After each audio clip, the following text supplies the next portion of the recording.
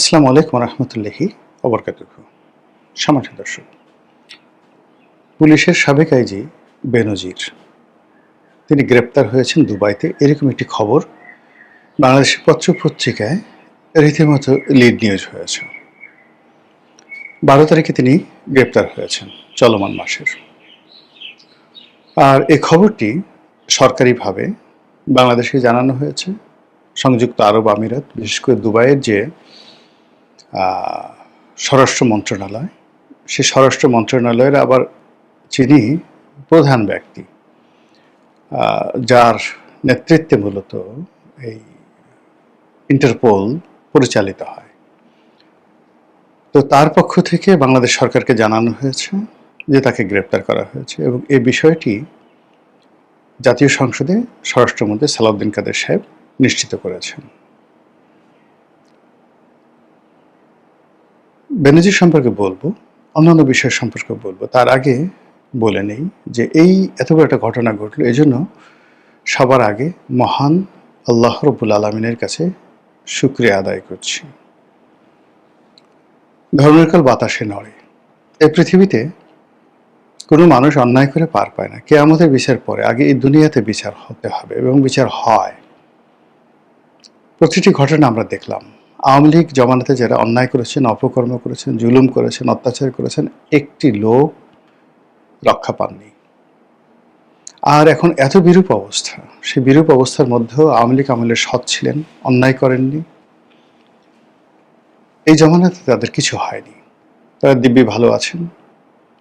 অনেকে সসম্মানে মারা গেছেন, অনেকে দুর্ভোগ পোহাতেই হয়নি। কিন্তু সেই একটা ইউনিয়ন চেয়ারম্যান থেকে শুরু করে একেবারে সেনাবাহিনীর প্রধান থেকে শুরু করে পুলিশের প্রধান, যারাই অন্যায় করেছেন, প্রত্যেকটা মানুষের জীবন এই গত 2 বছরে তছনছ হয়ে গেছে।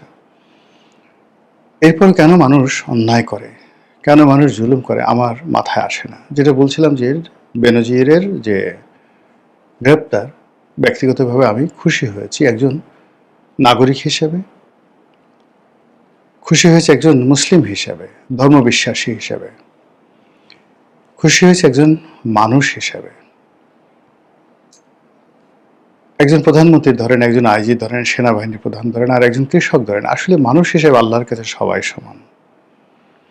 আল্লাহ কাউকে কৃষক বানান, কাউকে রাজা বানান, কিন্তু একই তাদের আকার এবং আকৃতি, তাদের চাহিদা, কামনা, বাসনা, তাদের শরীরের রক্ত, মাংস, হাড্ডি সব কিছু সেম। তো সেখানে আল্লাহর দয়ায় মানুষ যখন কোনো একটা বড় পর্যায়ে পৌঁছে গিয়ে কৃষকের উপর জুলুম করে, মজুরের অর্থ ছিনিয়ে নেয়, মজলুমকে তার দুর্বলতার সুযোগ নিয়ে তার সর্বশেষ যে সম্পদটুকু ছিনিয়ে নেয়, তখন আল্লাহর আরশের আজিম পর্যন্ত কাঁপতে থাকে। বেনজির এমন একজন মানুষ, মানে কখনো ছাত্রলীগ করেছেন, কখনো আওয়ামী লীগ করেছেন, বা হোয়াট ডাজ ইট মিন, ছাত্রলীগ করলো, আওয়ামী লীগ করলো, তাতে কি? তিনি ক্ষমতায় বসে যে কাজগুলো করেছেন, এটার একটা যৌক্তিকতা দেখান। একটি মধ্যবিত্ত, গোপালগঞ্জের একটি মধ্যবিত্ত পরিবারে তার জন্ম। এই পরিবারের যারা লোকজন, একমাত্র সে ছাড়া প্রায় সবাই সৎ, যোগ্য, এবং যে যার মতো করে জীবন নির্বাহ করছে। তারা বেনজিরকে পরিচয়ও দেয় না। বেনজির তার নিজের পরিবারের মধ্যে বলতে গেলে কুলাঙ্গার। 2 নম্বর হলো বেনজিরের যে কর্মকাণ্ড, বিভিন্ন কর্মকাণ্ড, বিশেষ করে তার স্ত্রীর কর্মকাণ্ডের কারণে বেনজিরের মা খুব কষ্ট নিয়ে মারা গেছেন। উনি জীবিত আছেন কিনা আমি বলতে পারবো না, সম্ভবত মারা গেছেন, কিন্তু উনি অনেক কষ্ট পেয়েছেন, এটা আমি জানি। এরপর তার যে ব্যক্তিগত জীবন, তার যে নারী লিপ্সা, তার যে অর্থ লিপ্সা, তার যে ক্ষমতা লিপ্সা, তার যে দাম্ভিকতা, সব মিলিয়ে সে দুর্নীতিবাজদের কাছে একটা আইকনে পরিণত হয়ে গিয়েছিল।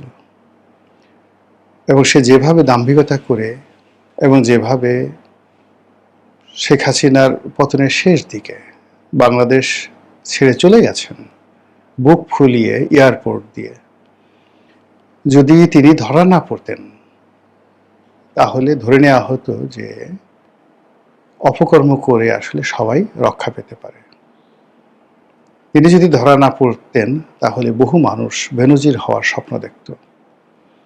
কিন্তু তার এই যে গ্রেপ্তার, এই গ্রেপ্তারের ফলে প্রথমত তার অনুসারী যারা আছেন দলের পুলিশের মধ্যে, সকলের মধ্যে আতঙ্ক তৈরি হয়েছে। বেনজির মতো অন্য যে সকল দুর্নীতিবাজ পুলিশ কর্তারা ইন্টারপোলের মামলা মাথায় নিয়ে বিশ্বের বিভিন্ন দেশে ঘুরে বেড়াচ্ছেন, এর মধ্যে দুবাইতে অনেকে আছেন, আমেরিকাতে অনেকে আছেন, তাদের অনেকের মধ্যে আতঙ্ক দেখা দিয়েছে। একই সঙ্গে এই মুহূর্তে যারা দুর্নীতি করছেন এবং যারা বেনজির হওয়ার চেষ্টা করছেন, তাদের মধ্যেও আতঙ্ক দেখা দিয়েছে। এটি ইতিবাচক। মানুষ আল্লাহকে স্মরণ করবে।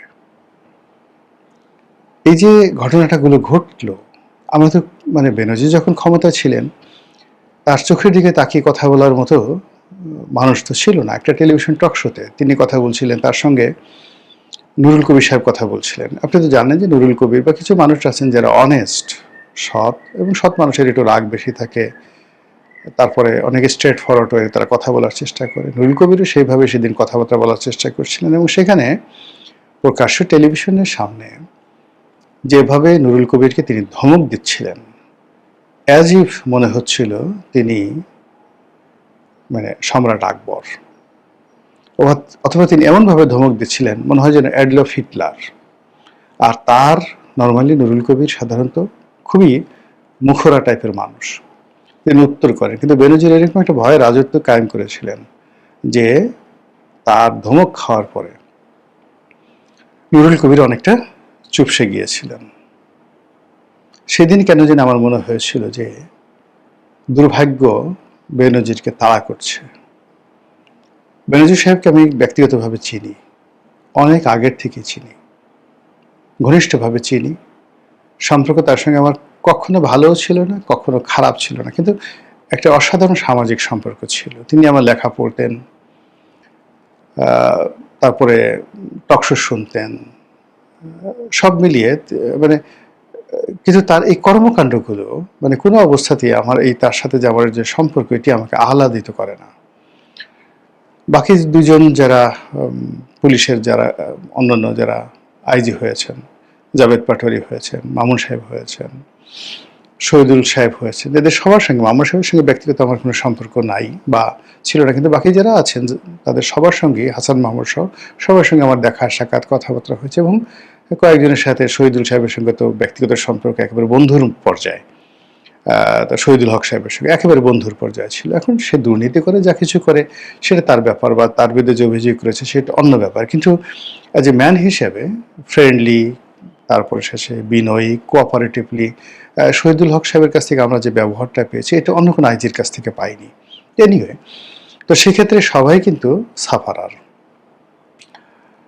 সবাই জেলের মধ্যে আছেন, অনেকে পালিয়েছেন, অনেকে দেশে আসছেন না, কিন্তু বেনজির একেবারে শেষ সময় পর্যন্ত তিনি বুক ফুলিয়ে চলছিলেন।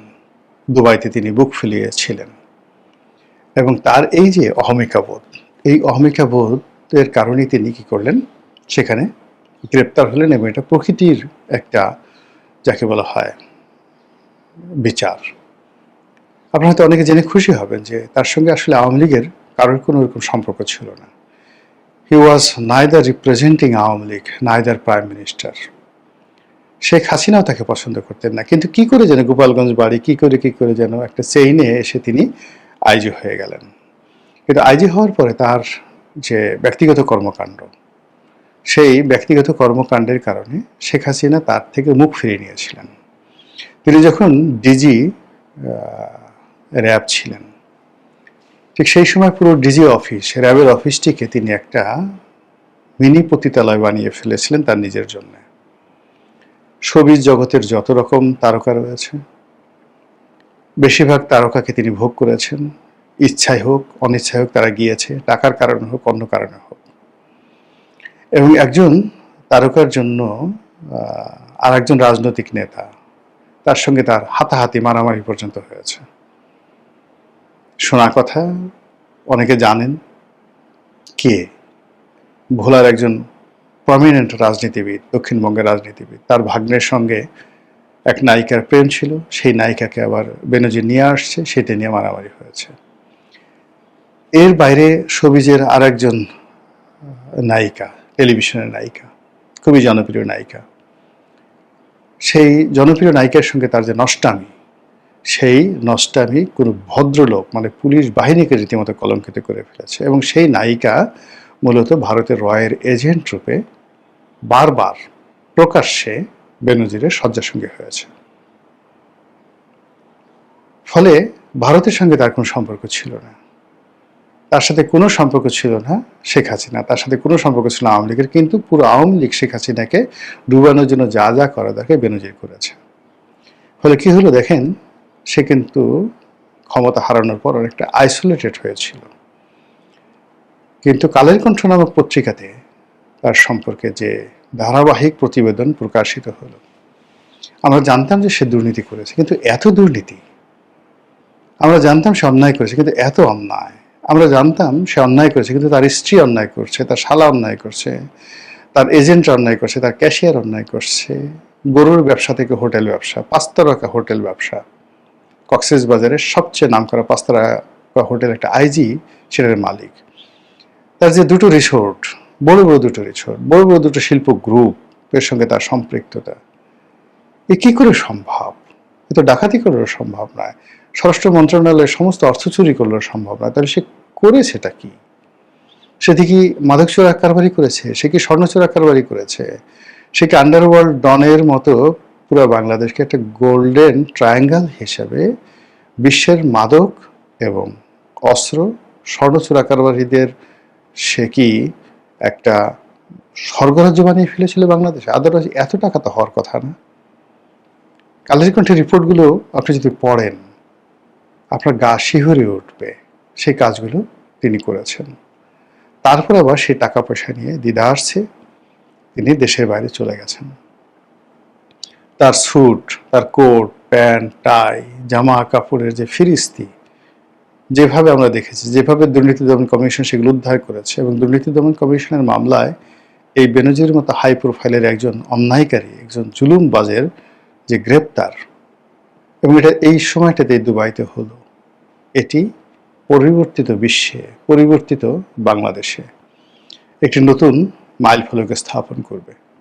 ব্যক্তিগতভাবে আমি আবার মহান আল্লাহর কাছে শুকরিয়া আদায় করছি যে আল্লাহ, এই অল্প সময়, ক্ষুদ্র জীবন, কিন্তু তুমি দেখিয়েছো আমাকে যে অন্যায় করলে কেউ কখনো পার পায় না।